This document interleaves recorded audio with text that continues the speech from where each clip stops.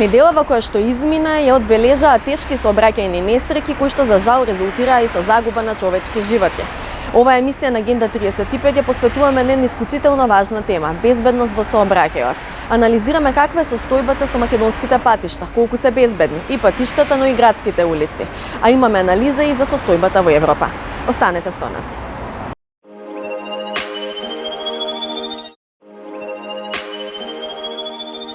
Во Агенда 35 ќе гледате. Бројот на загинати во сообраќајни несреќи во Македонија е високо над просекот на загинати на патиштата во Европа. Ги анализираме причините, правиме споредби со Европа и нудиме можни решенија. Гостин ни е професорката Верица Данчевска од Техничкиот факултет во Битола. Два паметни лежачки полицајци се поставени на две локации во Скопје. Компанијата SmartBumps веќе неколку години развива иновативна технологија со која се казнуваат само возилата која пречекоруваат дозволената брзина на возење, за разлика од класичните лежачки полицајци, кои се пречка за сите возила. За жал, не се искористени во земјава. Интервју со министерот за транспорт и врски Благој Бочварски. Останете со нас. Секоја сообраќајна несреќа и човечки живот загубен на патиштата не се само статистички податоци кои се впишуваат во графите на надлежните институции. Овие информации треба да бидат клучни во анализата за тоа колку се безбедни патиштата, дали се почитуваат сообраќајните правила и колкава е казнивоста за оние кои што одзеле живот управувајќи со автомобил. За 5 дена, двајца пешаци и еден возач загинаа во сообраќајни несреќи само на подрачјето на Скопје. Смртта на 24 годишната Викторија Николова од Радовиш, 75 годишен пешак од Скопје и 48 годишен возач од Стајковци одново ги отвораат сите овие прашања, чии што соодветен одговор треба во иднина да превенира нови трагични исходи. Да погледнеме каква е состојбата со безбедноста на патиштата и несреќите со фатални последици во Македонија, споредено со онаа во земјите од Европската Унија. Според податоците на Светска банка, несреќите во патниот сообраќај ја чинат Македонија 2% од бруто домашниот производ, а стапката на смртност е за 50% повисока од таа во Европа. Пандемијата со коронавирусот на глобално ниво па и во Македонија ја промени црната статистика барем во жртви на патиштата. Ограничувањето на движењето на луѓето и долгите карантини применети како превенција од ширење на коронавирусот ги направија 2020 и 2021 година најбезбедни за учесниците во сообраќајот. Според податоците на Министерството за внатрешни работи, во 2020 година на патиштата во земјава загинале 125 лица, додека податоците за 2021 година покажуваат дека таа била една од најбезбедните години, во која сепак имало 111 жртви. Во периодот од 2010 до 2019 година на патиштата во Македонија се случиле 103.000 сообраќајни несреќи, или во просек по 10.000 сообраќајни несреќи годишно. Неславен е и просекот по бројот на жртви, кој изнесува 134 жртви годишно, при што најфатална била 2013 година, во која загинале 198 лица. Предметите за сообраќајните несреќи според член 300 од Кривичниот законник, тешки дела против безбедноста на луѓето и имотот во сообраќајот, кои завршиле со една или повеќе жртви, се водат пред Кривичниот суд во Скопје. Според податоците на судот, во судските процеси кои што се воделе за ова дело во последните 5 години, половина од пресудите завршиле со условни казни за сторителите. Според статистичките податоци кои што ги објави Европската комисија, стапката на смртност во сообраќајни несреќи на патиштата во Европа има надален тренд. Во 2020 година 18.800 лица загинале во сообраќајни несреќи, што е за 4.000 жртви помалку споредено со 2019 година. Во периодот од 2010 до 2020 година, бројот на загинати на патиштата се намалил за 36%, што е помалку од целта поставена за деценијата, која предвидуваше пад од 50%.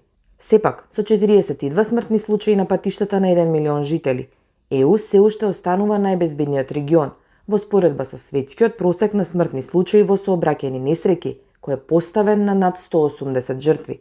Најбезбедните патишта и понатаму се оние во Шведска, со само 18 смртни случаи на милион жители, додека Романија забележала највисока стапка на милион жители во 2020 година, со 85 смртни случаи.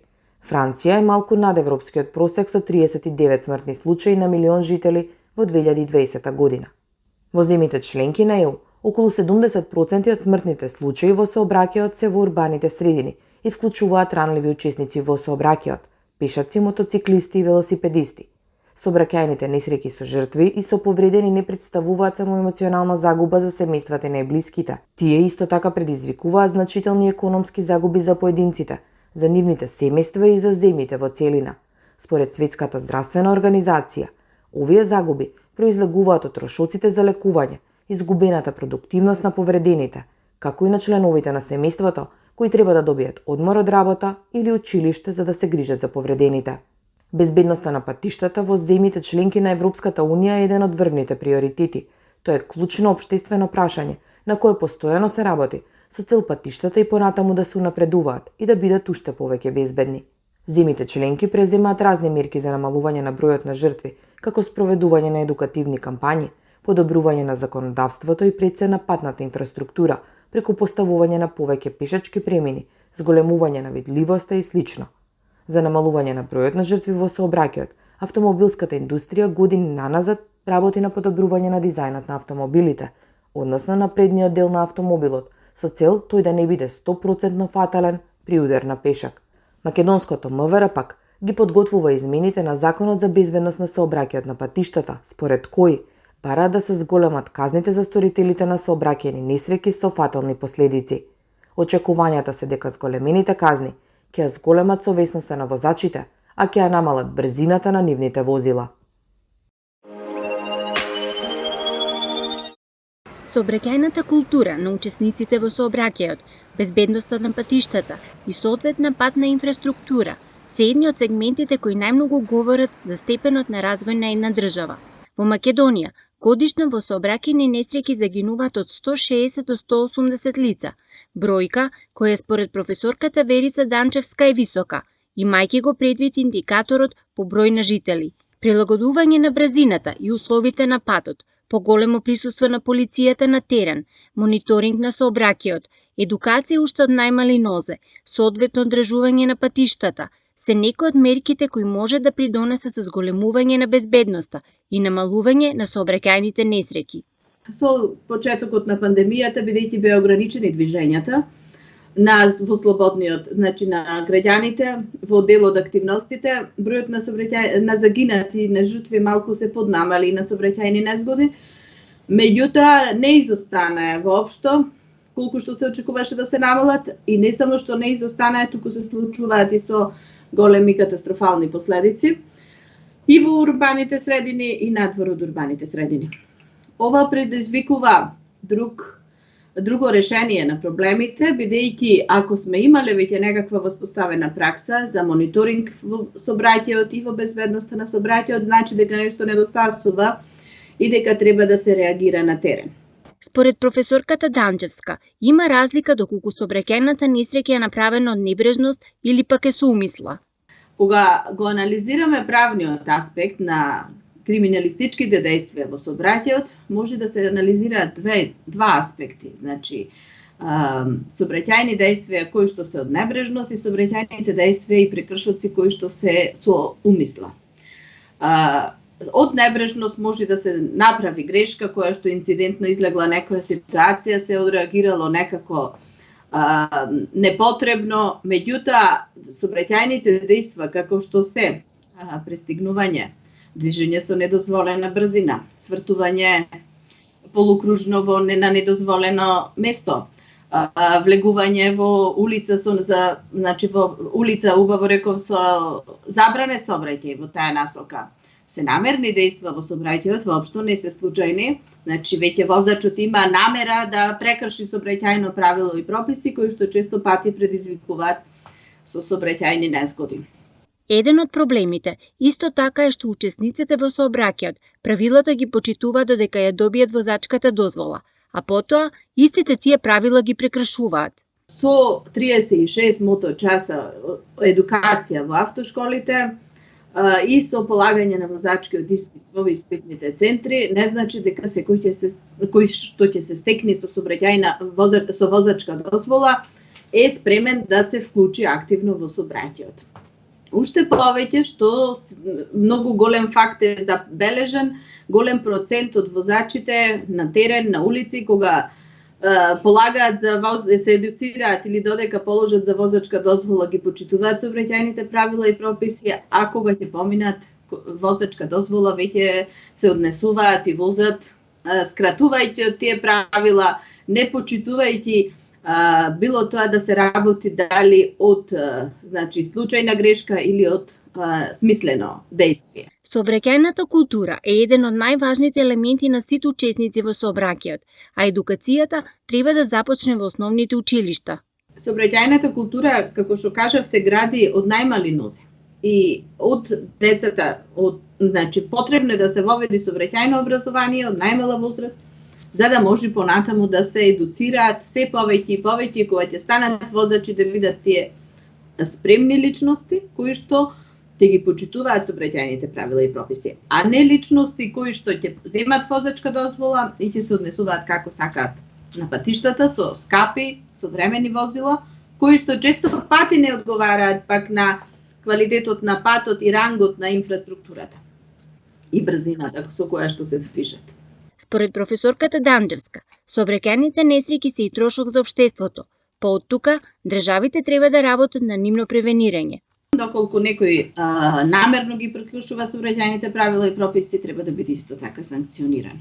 Меѓутоа, треба да биде санкциониран во редовни контроли и постапки, не од кога ќе се случи сообраќајна незгода, затоа што веќе тоа е еден краен момент, еден настан во кој што сите имаат голема загуба. И учесниците во сообраќајната незгода предизвикува големи трошоци од осигурителни компании, од адвокати, од судови, од обвинителства, од вешти лица, од се и се што кое што се нарекува, и на крај ние не ги пресметуваме општествените трошоци, односно трошоците, екстерни трошоци се викаат, кои што се едни од основните теми во транспортната економика во развиените земји. Тоа се трошоците, например, се случува сообраќајна незгода и се запира сообраќајот неколку часа додека трае увидот за сообраќајната незгода, кој ќе ги плати трошоците на сите оние кои што се затекнале таму и кои што планирале во тоа време некое друго дејство или некоја друга работа или нешто слично. Кој ќе ги плати трошоците од загадувањето на сообраќајот, од возилата, од застојот на возилата и слично. Има многу примери од европските држави од кои државата треба да учи и да ги имплементира во насока на зголемување на безбедноста во сообраќајот. Шведска е првата земја од Европска унија која што го развива концептот Zero Vision, значи визија нула, односно намалување на жртвите во сообраќајните незгоди до 2050 година да нема жртви од сообраќајни незгоди. Нашава земја исто така ги прифаќаме таквите стратегии, меѓутоа за да имаме резултати во се ова потребно е да работиме многу на терен. Многу примери има од развиените земји, како да се мониторираат возилата, како да се санкционираат оние кои што намерно го прекршуваат законот, како да нормално се одвива сообраќајот, секој да си ги почитува своите права и своите обврски во сообраќајот. Бидејќи сообраќајот правно регулирана дејност и се знае кој каде може да помине, каде треба и како треба да се движи. Сето тоа е овозможено со сообраќајната сигнализација. За зголемување на безбедноста во сообраќајот во урбаните средини, потребно е и ставањето во функција на камерите по градските улици.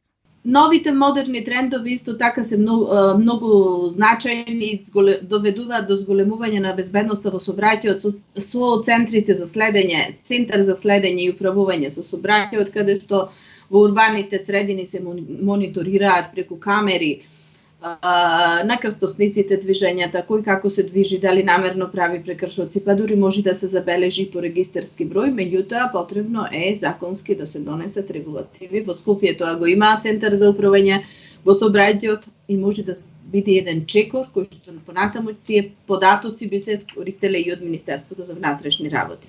Професорката Данчевска објаснува дека многу често на социјалните мрежи луѓето теоретизираат како треба да се однесуваме во сообраќај, но праксата говори дали ги почитуваме сообраќајните правила или пак ги прекршуваме. Па како нација, ако веќе на социјалните мрежи можеме да коментираме и ако секој кој што ќе положи за возачка дозвола се мисли за експерт од сообраќајот, тогаш да почнеме да се едуцираме малку повеќе, да се преиспитаме себе си, дали она што ние го знаеме и го коментираме, доследно го спроведуваме на терен, дали сме истите луѓе кои што знаат, значи едно да пишуваат и теоретски да кажуваат, а сосема поразлично возат, како се однесуваат во сообраќајот, затоа што секогаш застапувам, значи мислењето, недозволените действија во сообраќајот, посебно действието на пристигнување во спротивна насока, значи во простор во кој што треба да се движат возилата од спротивна насока, всушност не е само обичен сообраќајен прекршок, туку е многу повеќе за земање на просторот, на движење на другиот кој што доаѓа од спротивна насока, и тоа е загрозување на основното уставно право за движење и за живење. Во Министерство за транспорт и врски веќе е при крај подготовката на Законот за Агенција за безбедност на сообраќајот на патиштата, бидејќи работата на терен во однос на безбедноста на сообраќајот опфаќа континуирана работа на сите надлежни институции, но најважно пред се е да се работи на превенцијата. По безбеден сообраќај, почитување на дозволената брзина на движење и помало загадување на воздухот се ефектите од двата паметни лежички полицајци кои се поставени на две локации во Скопје. Компанијата Smart Bumps веќе неколку години развива иновативна технологија со која се казнуваат само возилата кои ја пречекоруваат максимално дозволената брзина на возење, за разлика од класичните лежички полицајци кои се пречка за сите возила кои минуваат. Иноваторот Виктор Настев ни објасни во што се состои уникатноста и кои се бенефитите од паметните лежички полицајци. Лежичкиот полицаец како систем, како уред за успорување на сообраќајот има многу истражувања направено дека генерално има спасува животи. Од принцип сите истражувања кажуваат дека околу 50% се намалуваат жртвите на местата кај што се ставаат лежички полицајци и слични уреди за успорување на сообраќај. Разликата меѓу нашиот и останатите лежички полицајци е што нашиот ги казнува само оние што возат брзо. Тоа има многу придобивки.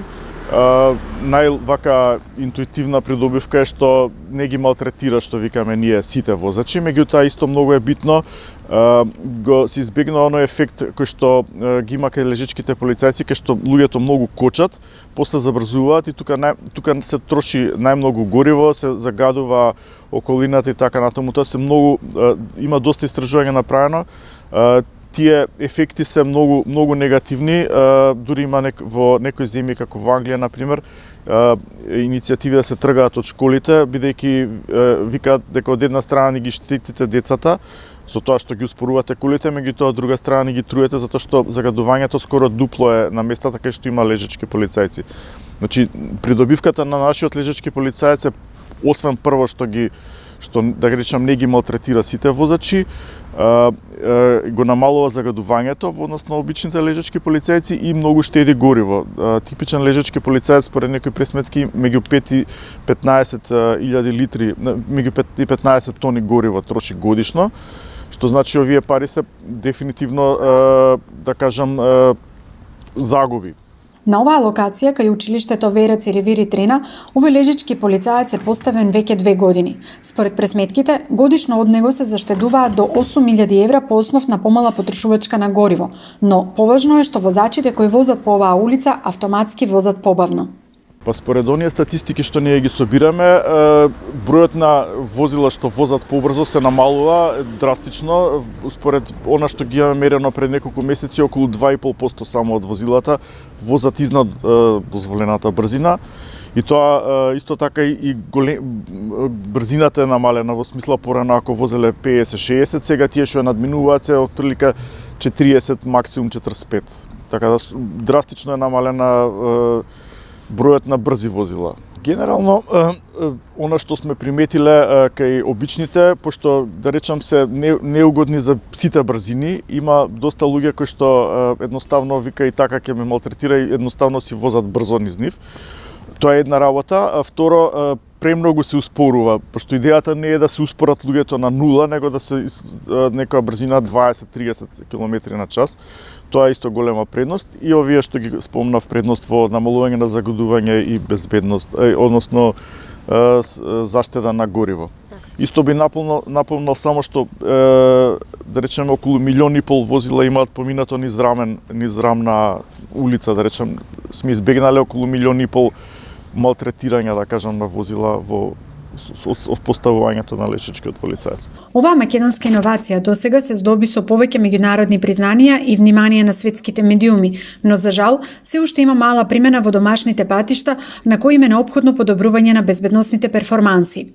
Инвестицијата во современи технолошки решенија не само што ќе заштеди пари, дефинитивно ќе заштеди и човечки животи. Имаме неколку презентации направено, меѓутоа веројатно треба поише да се презентира од наша страна према град Скопје и веројатно институциите што се грижат за безбедноста во сообраќајот. Поред пресметките, дефинитивно заштедите во гориво, само заштедите во гориво се за помалку од година дена поголеми од цената на продуктот. Плюс на тоа е заштедата на загадување и дефинитивно зголемената безбедност, пошто според наши пресметки е поефикасен од обичните лежачки полицајци.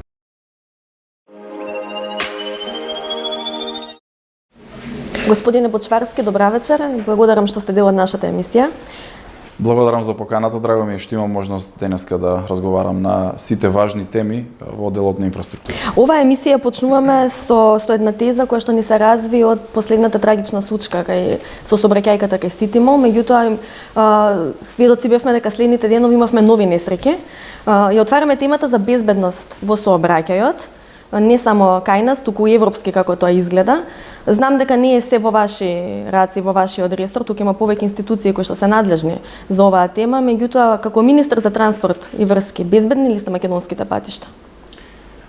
Фокусот на транспорт и врски или на овој ресор е ставен токму на реконструкција, рехабилитација и изградба на нова патна инфраструктура и тоа го правиме навистина со максимална концентрација на делот на изградбата и реконструкцијата на патните правци.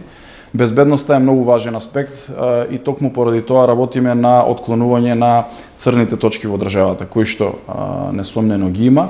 Можам да кажам само еден пример, експресниот пат Штип-Радовиш, каде што имаше голем број на црни точки по овој патен правец, сега е целосно реконструиран, односно изграден нов, по нова делница, каде што се анулираат сите овие црни точки и во делот на оваа патна инфраструктура, магистрални и регионални патни правци, автопатиштата, се она што е надвор од градските средини е наша надлежност и ингеренција во делот на изградба и реконструкција и тоа го правиме.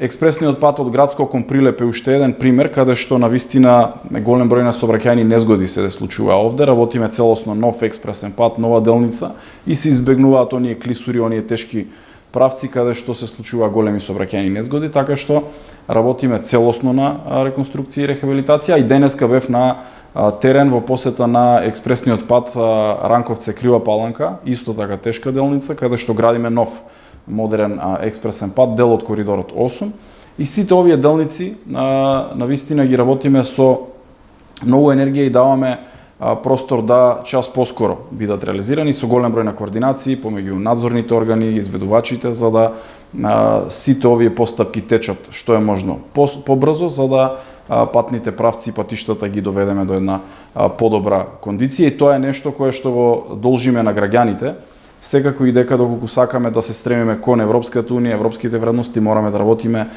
уште повеќе и заради тоа ова година имаме најголема програма за изградба и реконструкција и рехабилитација на патни правци од некаде преку 350 милиони евра, што е рекорд досега во историјата на државата. Кога се адресираат критиките за намалување на бројот на сообраќајни несреќи и незгоди кои што беа презентирани како плюс или како голем успех, експертите велат дека се должи пред се на локдаунот, ковид ситуацијата и фактот што луѓето помалку се движеа. Имате ли некаква статистика, можеби колку од несреќите се случуваат по овие патишта кои што се во ваша ингеренција? Овие статистики ги води Министерството за внатрешни работи во делот и на сообраќајните незгоди и на се она како контрола која што го врши тоа министерство. Нашата работа и функцијата која што имаме како дел од владата е да инвестираме што е можно повеќе во патната инфраструктура, во реконструкција, рехабилитација, во одржување на патиштата и тоа го правиме. Навистина имаме обемна проектна документација која што во текот на оваа година, а и наредната, ќе продолжи да се работи во дел на реконструкцијата и подобрување на безбедноста на патиштата, но сите овие бројки за колку сообраќајни незгоди има и секако каков карактер се ги води Министерството за внатрешни. Ако не се лажам, 80% е реализацијата на капиталните инвестиции, што е прилично солидна бројка и оваа година имате предвидено нешто над 600 милиони евра за капитални инвестиции. Како ќе гарантирате дека ќе се навистина ќе се потрошат и ќе се вложат овие пари?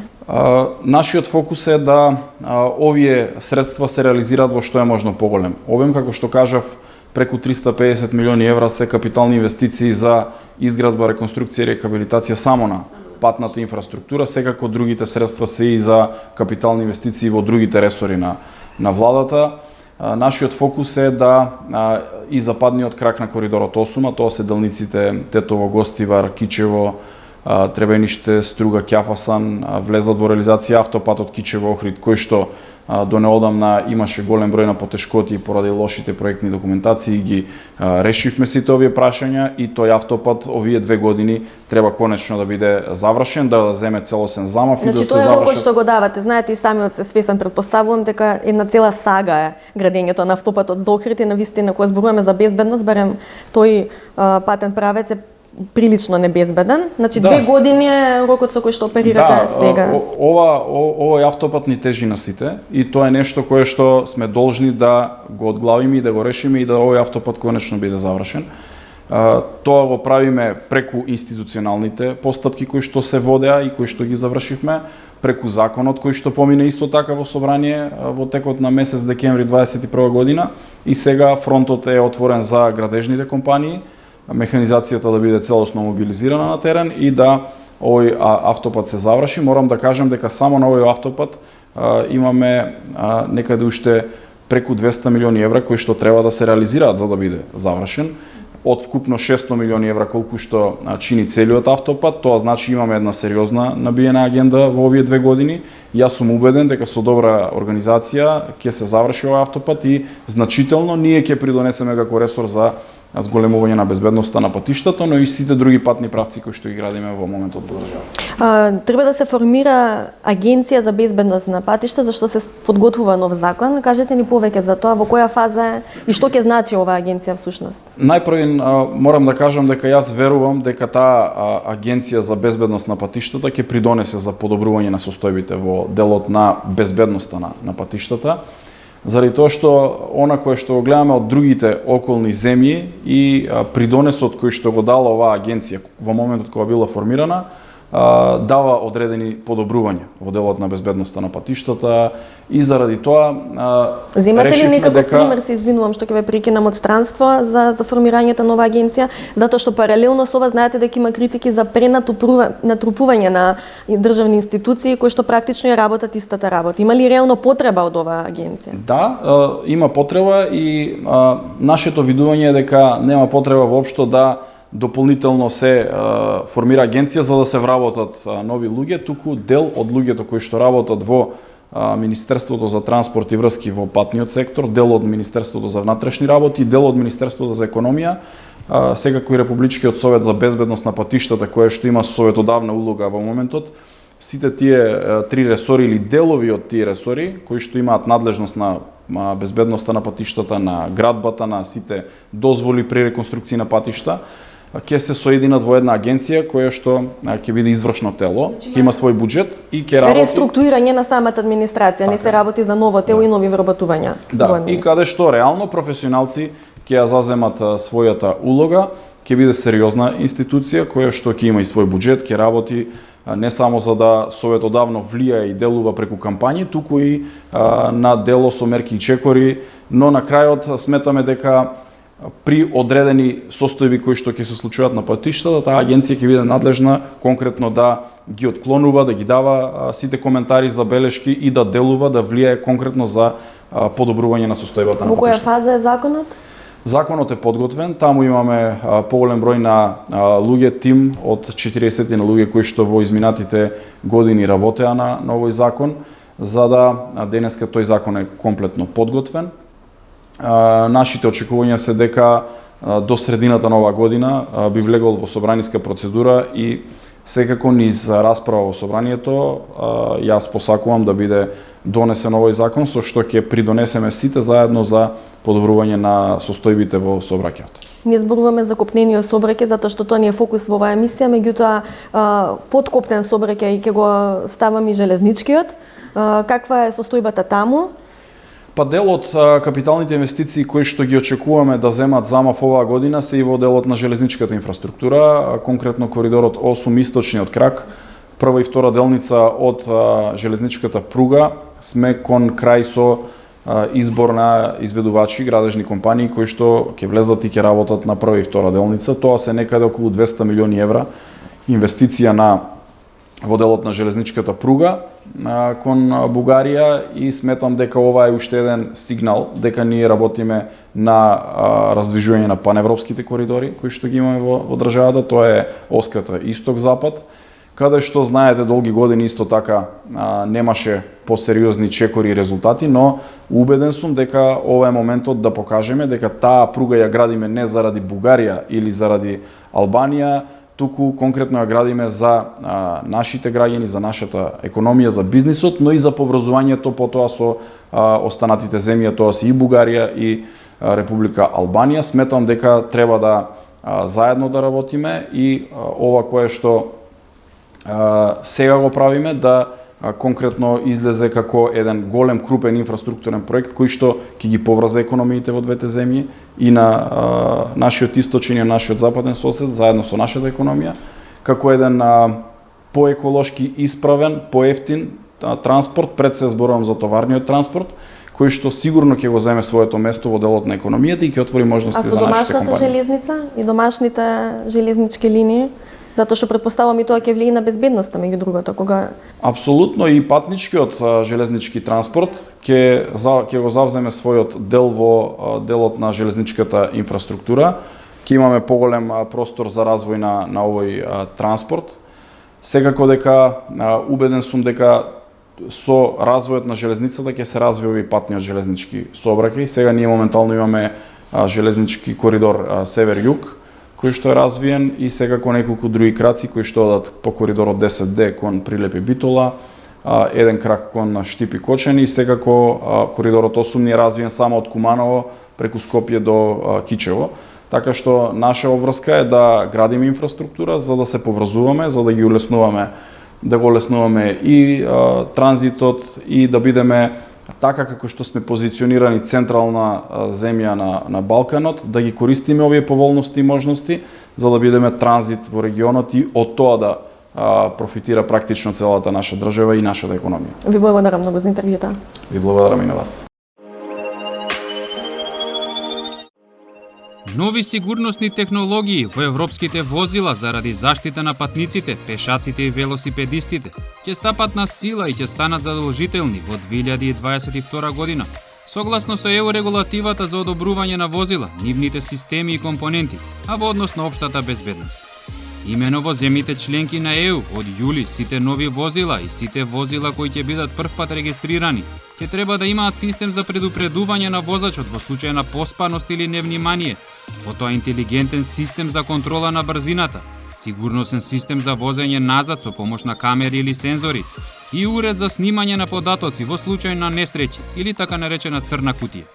За автомобилите и комби возилата според регулативата ќе биде потребно и систем за задржување во сообраќајна лента, напредно кочење во случај на опасност и подобрени сигурносни појаси. Поведувањето на напредните безбедносни системи треба да овозможи намалување на несреќите, односно подобрување на безбедноста на патиштата, на што силно е посветена Европската унија. Со низа промени во областа на патниот сообраќај, како на ниво на Унијата, така и во поединечни земји членки, ќе се соочат во 2022 година превозниците кои работат во Европската унија. Од февруари стапуваат на сила измените на пакетот за мобилност на ЕУ, кои меѓу другото вклучуваат задолжително пријавување на возачите преку посебен интернет портал за превозници, кој е поврзан со информативниот систем за внатрешен пазар на ЕУ, потоа задолжителна регистрација на преминувањето на границите на дигитален такограф, како и враќање на камионот во неговата база на секои 8 недели. Дополнително ќе може да се извршат максимално 3 каботажи, односно превоз на стока меѓу две места во една држава од страна на странски превозник во рок од 7 дена, пошто мора да следува време на чекање, пауза од 4 дена. За ново одобрените товарни возила, камиони и приколки, од јули 2022, меѓу другото стапуваат на сила и барањата за сензори за температура и притисок во пневматици. Европската комисија се надева дека новите правила и опрема за тешките товарни возила ќе ја зголеми безбедноста на патиштата во ЕУ и намали трошоците на превозниците. Еднакви права за патниците на секаде во ЕУ обезбедила ЕУ регулативата за правата на патниците кои патуваат со автобус, покажува евалуацијата која ја објави минатиот месец Генералниот директорат за мобилност и транспорт при Европската комисија. Сепак со евалуацијата утврдени се неколку недостатоци на постоечката рамка, вклучително ограничена заштита на патниците кои патуваат по договорени услуги на дестинации пократки од 250 км, потоа непокривање на доцнење при патување и пристигнување, како и ограничена одговорност за оштетен или изгубен багаж.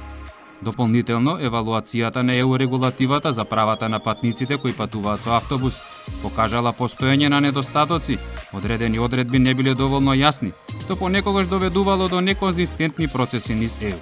Според евалуацијата, малиот број на поплаки на патниците до соодветните национални тела, односно во просек 1,5 поплака на милион патници, се поврзува со постоење на мала свесност за правата на патници. Приказната за овој иновативен производ доаѓа од Шведска и започнала кога еден татко го прашал својот син дали постои начин неговата мајка, која имала проблем со рамото, да го движи курсорот на компјутерот со нејзините очи. Неколку недели после тоа и направените потребни пресметки, синот одговорил дека бараното може да се направи. Тоа било почеток на технологијата за следење на движењето на очите, дело на шведски иноватор. Најпрво технологијата се користела во истражувачки лаборатории, но откако проектот бил поддржан со средства од Европската унија, и знаејќи дека повеќе од 1 милион животи годишно во светот згаснуваат во сообраќајни несреќи, истата е вградена и кај некои марки автомобили. Иновативното решение нуди софтвер за следење на движењето на очите, интегриран во автомобилите и други возила, заради подобра безбедност и други функции кои го подобруваат искуството на корисникот. Со анализирање на очите на корисникот, лицето и движењето на главата, софтверот прави заклучок за будноста, внимателноста и фокусот на возачот, односно колку е тој заморен, колку му се отворени очите и колку внимание посветува на патот додека вози. Доколку возачот е поспан, автомобилот со ваков вграден систем може да го предупреди, ако е потребно дури и да го запре автомобилот, или пак со помош на вештачка интелигенција да вклучи дигитален возач за поддршка, за да се минимизира ризикот од несреќа. Преку следење на погледот на возачот, системот може да активира информативен сигнал, радиото или некоја друга функционалност со цел алармирање на возачот. Следната недела продолжуваме со истата тема, затоа што има уште неколку аспекти што сакаме да ги објасниме. Останете со програмите на Македонската телевизија и гледајте Агенда 35.